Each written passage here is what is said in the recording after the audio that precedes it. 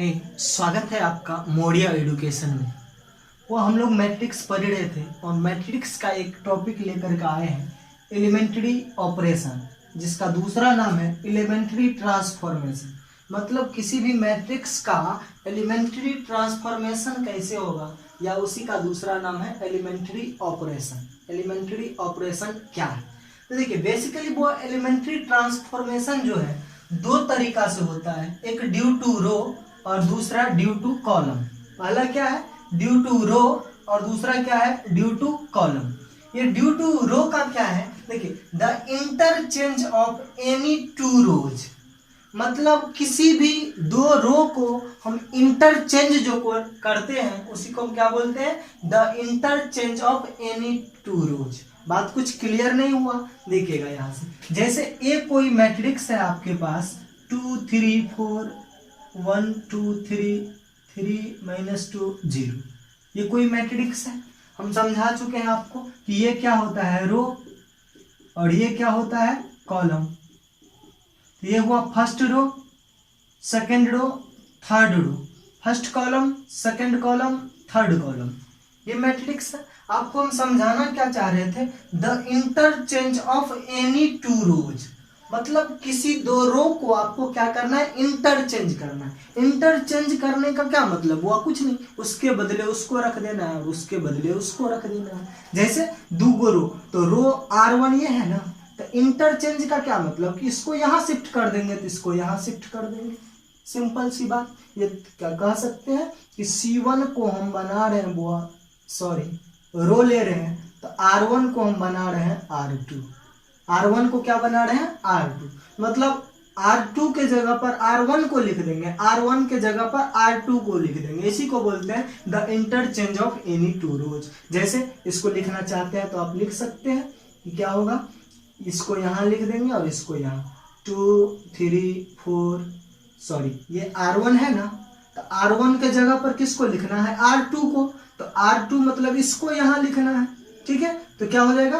1 2 3, R2 को क्या किया हम? R1, और R2 को R1 किए और R1 को क्या करेंगे? R2 करेंगे। तो क्या हो जाएगा? 2 3 4, ठीक है। और R3 में कोई परिवर्तन नहीं होगा, ठीक है। तो 3 -2 और 0। आपकी यदि इच्छा होता तो आप इस दोनों को भी चेंज कर सकते थे, ये दोनों को। आपकी यदि इच्छा हो तो ये दोनों को भी चेंज कर सकते हैं, मतलब इसको इतना भी लिखा जा सकता है कि 3 -2 0 1 2 3 और 2 3 4। अब हम क्या किए यहाँ पर क्या किए?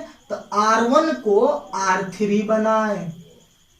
आपका यदि इच्छा होता तो R2 को R3 भी बना सकते हैं। बात समझ में आया? The interchange of any two rows, यही है, ठीक है। दूसरा टर्म है the multiplication of elements. The multiplication of elements मतलब एलिमेंट्स का गुना, ऑफ एनी रोज, कोई रो में, by a non zero number. Non zero number आप बेहतर जानते हैं कि जीरो को छोड़ करके जो कुछ भी नंबर है, तो जीरो को छोड़ करके जो कुछ भी नंबर है उससे आप किसी भी रो को गुना कर सकते हैं। जैसे मेरे मन में आ गया 5, क्या आ गया? 5।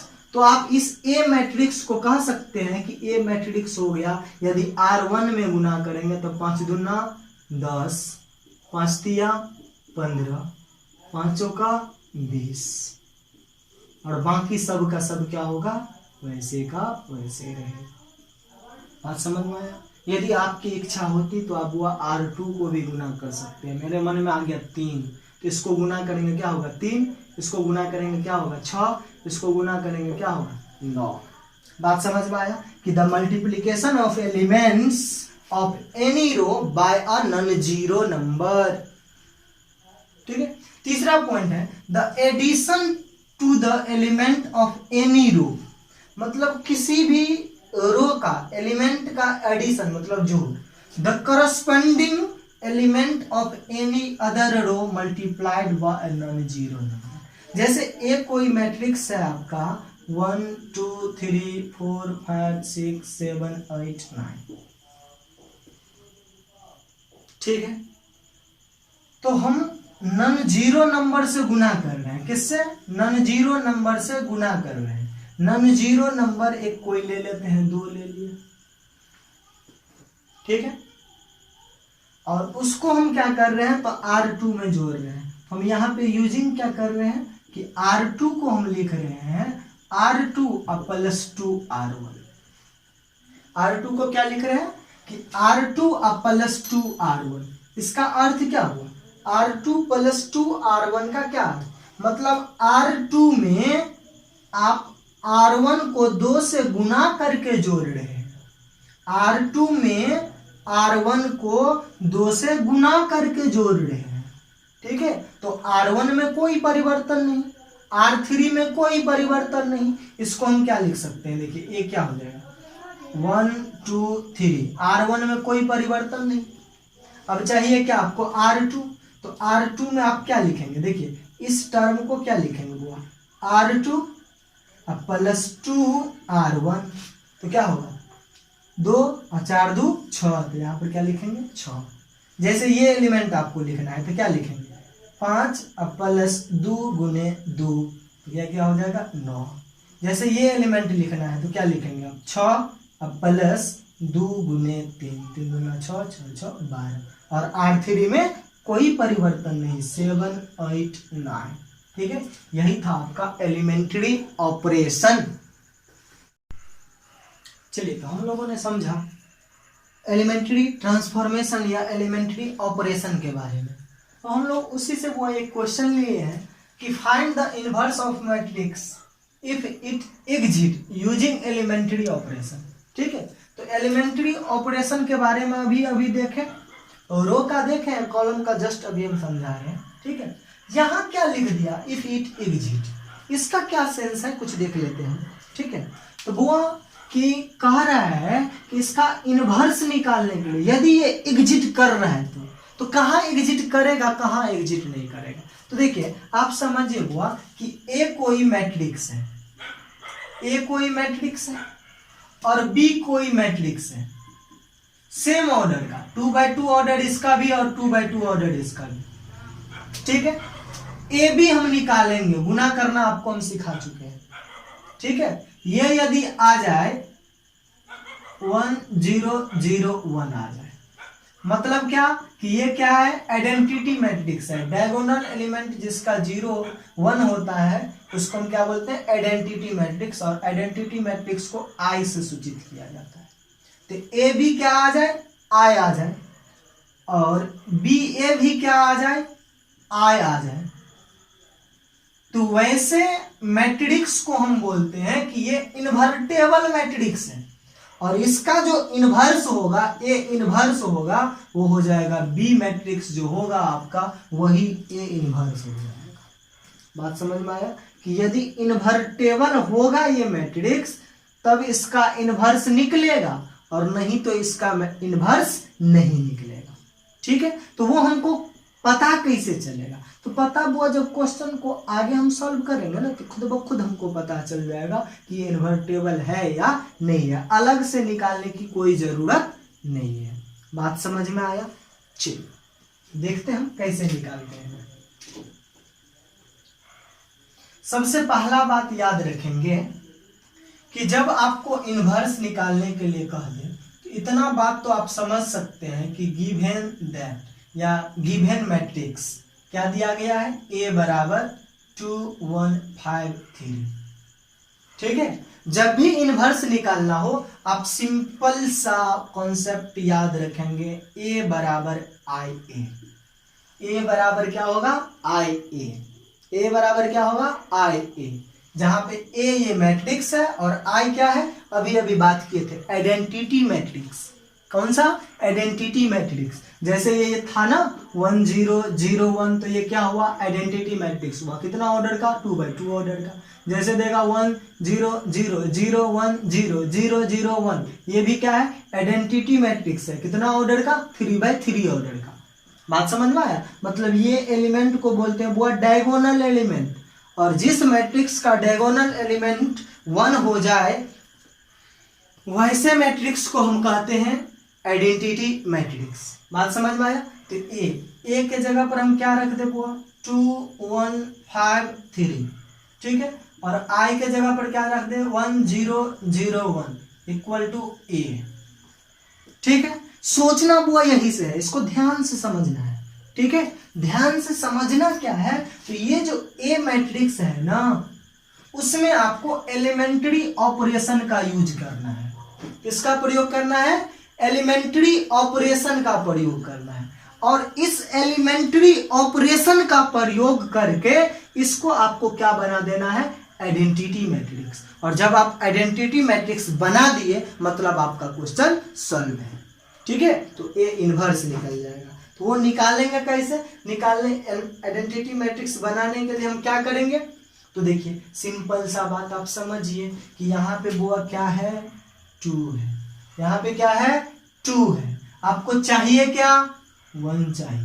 तो मिलेगा कैसे? तो इसमें से इसको यदि हम घटा दें तो क्या आपको यहाँ पे 1 आ जाएगा। तो क्या हम कह दें कि using R1 equal to R1 minus R2, R1 equal to R1 minus R2। अभी भी बात किया था कि जोड़ सकते हैं घटा सकते हैं, ठीक है। तो क्या स्थिति होगा?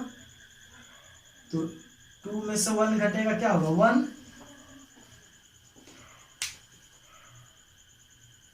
2 में से 1 घटेगा तो 1। और यहाँ भी क्या करेंगे उसी प्रकार 5 में से 3 घटाएगा वो क्या होगा 2, ठीक है। ये देखिए ये क्या हुआ फर्स्ट रो। तो फर्स्ट रो को क्या लिखे थे R1 माइनस R2, और सेकेंड रो में तो कोई परिवर्तन नहीं करना था, तो सेकेंड रो को क्या लिखेंगे 1 और 3। वो जो काम LHS में हम करते हैं वही काम RHS में भी करते हैं। तो RHS में क्या स्थिति देखिए, यहाँ भी क्या होगा 1 में से 0 घटेगा तो क्या होगा 1, 0 में से 1 घटेगा क्या होगा -1, और यहाँ पे R2 में कोई परिवर्तन नहीं, ठीक है। बात समझ में आया? मतलब आपको एक टर्म आ चुका है, ये 1 चाहिए था 1 आ गया, और क्या चाहिए तो यहाँ 0 चाहिए, यहाँ 0 चाहिए, यहाँ 1 चाहिए, ठीक है। तो हम इसी क्रम से आगे बढ़ेंगे ना तो आपको दिक्कत नहीं होगा। तो क्रम से आगे बढ़ने के लिए क्या किया जाए, यहाँ आपको क्या चाहिए 0 चाहिए, तो 0 कैसे मिलेगा? इसमें से इसको घटा दे तो 0 मिलेगा। तो क्या हम कह दें यहाँ कि using R2 equal to R2 minus R1, तो क्या स्थिति होगा? स्थिति क्या होने वाला? R1 में तो कुछ चेंज नहीं करना है, क्या होगा 1 2, इसको घटाएंगे तो क्या होगा 0, इसको घटाएंगे तो क्या होगा 1।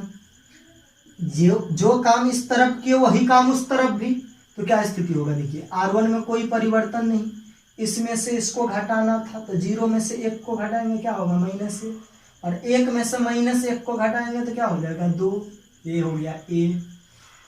अब देखिए 3 टर्म वो आपको मिल चुका है, क्या क्या मिल चुका है 1 मिल चुका है, 0 मिल चुका है, 1 मिल चुका है। तो यहाँ आपको क्या चाहिए 0 चाहिए।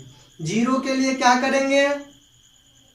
0 के लिए क्या करेंगे देखिए ध्यान से समझिएगा। 0 के लिए क्या चाहिए? यहाँ पे आपको 0 चाहिए, तो क्या आप समझ सकते हैं कि ये 2 में से यदि 1 को हम 2 से गुना करके घटा दे तो 0 आ जाएगा।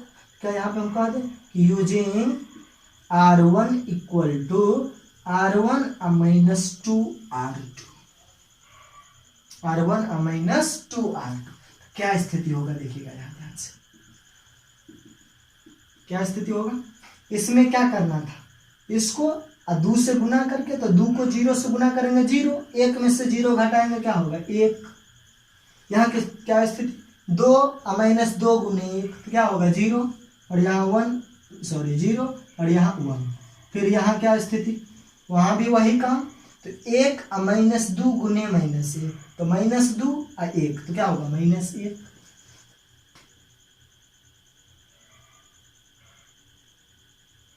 बात समझ में आया? -1 कैसे, फिर से देखिए यहाँ पर क्या था कि R1 तो R1 -2 गुने R2 तो माइनस माइनस प्लस, तो यहाँ क्या होना चाहिए 3 होना चाहिए। उसी प्रकार से यदि यहाँ देखा जाए तो क्या होगा -1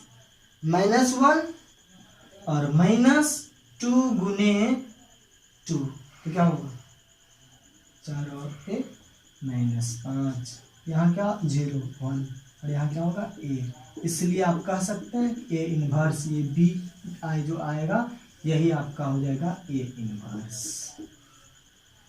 बात समझ में आया? चलिए तो हम लोग इनवर्स निकालना समझ गए। इनवर्स कैसे निकाले बुआ? सब काम जितना भी काम किए थे हम किस में किए थे? रो में। तो ये क्या था? ड्यू टू रो।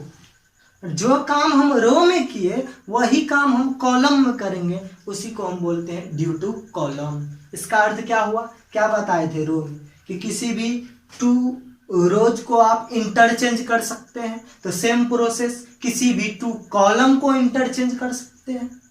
क्या बोले थे कि किसी भी रो में नन जीरो स्केलर से आप गुना कर सकते हैं, तो यहाँ भी किसी भी कॉलम में नन जीरो स्केलर से गुना कर सकते हैं। उसके बाद क्या बोले थे? किसी भी 2 रो को जोड़ सकते हैं, घटा सकते हैं, नन जीरो स्केलर से गुना भी, उसमें कुछ यूज बताए थे आप लोगों को। ठीक है, तो अभी जो हम बता रहे हैं वो ड्यू टू कॉलम बता रहे हैं। ठीक है, तो प्रोसेस सेम चलेगा। ठीक है, तो आपको सोचना क्या है कि ए के जगह पर क्या रखेंगे? वो 2 1 -6 -2, यहाँ पे क्या होगा 0 आइडेंटिटी मैट्रिक्स 1 0 0 1 और यहाँ पे ए। ठीक है, सोचना क्या था? इसको आइडेंटिटी मैट्रिक्स बनाना था। तो आइडेंटिटी मैट्रिक्स कैसे होगा? वो काम आपको कॉलम में करना है। तो यहाँ पर सबसे पहला बात हम बता देते हैं कि यूजिंग C1 में से यदि यहाँ पर आपको क्या चाहिए? 1 चाहिए, तो C1 में से यदि C2 को घटाया जाए नहीं होगा, इसको हम 1/2 से गुना कर देते हैं।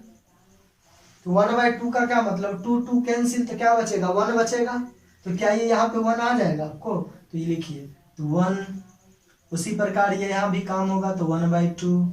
यहाँ में C2 में तो कोई परिवर्तन नहीं, जो काम इधर किए वही काम इधर, तो क्या स्थिति? 1/2 0 0/2 0 1 और यहाँ पे क्या होगा? ए होगा। बात समझ में आया? चलिए अब फिर से क्या सोचना है? और यहाँ पर आपको क्या चाहिए? बुआ 0 चाहिए, तो यहाँ पर 0 लाने के लिए हम क्या करेंगे? सोचिए क्या करेंगे? यूजिंग क्या स्थिति, यहाँ पर हम क्या कर दें? यहाँ पर आपको 0 चाहिए, मतलब C2 में 0 चाहिए, तो C2 में 0 चाहिए। C2 में 0 के लिए क्या करें? C2 और +6 C1 कह दें। इसको यदि 6 से गुना करके जोड़ दें तो ये क्या आ जाएगा? 0 आ जाएगा। तो क्या यहाँ पे हम कह दें कि C1 में कोई परिवर्तन नहीं, C2 में यहाँ पर क्या आ जाएगा? 0। यहाँ पे क्या आएगा? वो ध्यान से देखिएगा, C2 मतलब कितना? -2 +6 गुने C1, तो 3 दूना 6, -3 और -2 और +3 कितना? 1। जो काम इधर किए वही काम इधर भी, तो 1/2 0। इसमें क्या था? C2 +6 C1, तो C2 मतलब 0 और 6 और C1 के जगह पर 1/2, तो कितना आ जाएगा? वो 3। यहाँ पर क्या आएगा?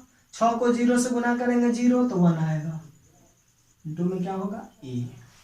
अब देखिए ध्यान से कि यहाँ आपको 1 आ चुका है, यहाँ 0 आ चुका है, यहाँ 1 आ चुका है, यहाँ पर क्या चाहिए आपको? 0 चाहिए। तो ये है किस में? C1 में। तो C1 में आपको सोचना है कि C1 में बुआ ऐसा हम क्या सोचे कि 0 आ जाए। तो 0 आ जाए इसके लिए हम क्या करेंगे कि C1 यूजिंग C1, तो C1 तो ये है 1/2, C1 क्या है? 1/2। अभी C2 में से ले रहे हैं, तो इसमें से हम 1/2 से गुना करके C1 को रख दें माइनस में, तो क्या 0 आ जाएगा? बोलिए आ जाएगा। तो क्या इसे हम कह दें कि C1 -1/2 C2 में चल रहे थे, C1 सही है, C2। ठीक है, तो कितना काम क्या हो जाएगा? ये वो क्या स्थिति होगा? तो C1 को क्या लिखना था? C1 -1/2 C2। यहाँ देखिए क्या स्थिति होना है, 1 -1/2 गुने 0, तो 0, तो क्या बचेगा? 1। यहाँ पर क्या स्थिति? 1/2 अब माइनस 1/2 गुने 1, तो 1/2 0। C2 में तो कोई परिवर्तन होगा ही नहीं, ये क्या होगा 0 और ये क्या होगा 1। जो काम इधर किए वही काम उधर भी, तो C1 को क्या लिखेंगे, यहां से देखिएगा वो ध्यान से क्या स्थिति होने वाला है। C1 मतलब 1/2 और माइनस 1/2 और C2, तो क्या स्थिति होगा 1/2 और माइनस 3/2, तो क्या स्थिति होगा ये 2, तो 1 माइनस 3 मतलब माइनस 2/2 मतलब कितना -1। तो यहाँ पर क्या रख दें हम -1। अब यहाँ तो क्या स्थिति होगा 0 और माइनस 1/2 गुने 1, तो क्या होगा -1/2, तो -1/2। C2 में तो कोई परिवर्तन होगा ही नहीं, तो क्या हो जाएगा 3 और 1 इंटू में क्या a, ये जो आता है यही आपका क्या आता है a इनवर्स, इसलिए a इनवर्स इक्वल टू कितना -1 -1/2 3 और 1। किसी को कोई दिक्कत यहाँ तक समझने में?